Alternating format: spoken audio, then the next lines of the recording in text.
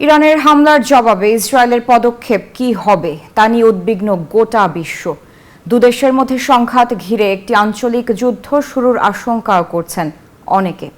কারণ সামরিক সক্ষমতায় দুটি দেশই শক্তিশালী হলেও ইসরায়েলের চেয়ে বেশ এগিয়ে ইরান।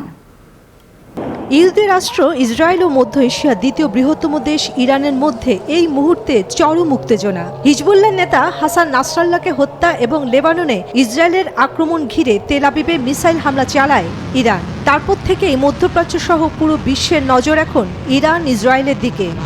গ্লোবাল ফায়ার পাওয়ারের পরিসংখ্যান বলছে সামরিক সক্ষমতার দিক দিয়ে ইসরায়েলের চেয়ে ৩ ধাপ এগিয়ে ইরান। বিশ্বের শীর্ষ সামরিক শক্তিধর দেশগুলোর মধ্যে র্যাঙ্কিংয়ে ইরানের অবস্থান ১৪তম আর ইসরায়েলের ১৭তম।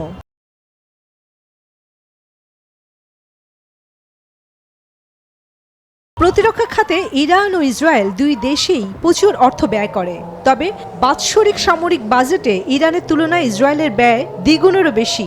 ইসরায়েলের প্রতিরক্ষা বাজেট হলো $২,৪৪০ কোটি, অন্যদিকে ইরানের বাজেট $৯৯৫ কোটি।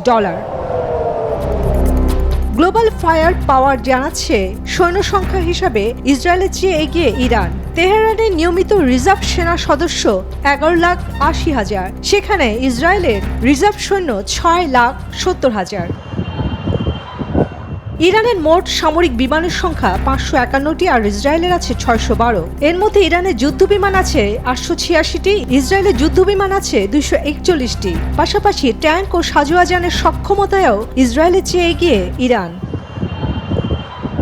গ্লোবাল ফায়ার পাওয়ারের তথ্য অনুযায়ী ১০১টি যুদ্ধজাহাজ, ফ্রিগেট এবং ২১টি টহল জাহাজ নিয়ে নৌবাহিনীর শক্তিতেও এগিয়ে ইরান। সাবমেরিনের দিক থেকেও ইরান শক্তিশালী, কিন্তু যুক্তরাষ্ট্র এবং ইউরোপীয় ইউনিয়নের দাবি ইরান তাদের ইউরেনিয়ামে মজুত নিয়ে পারমাণবিক অস্ত্র তৈরি করছে।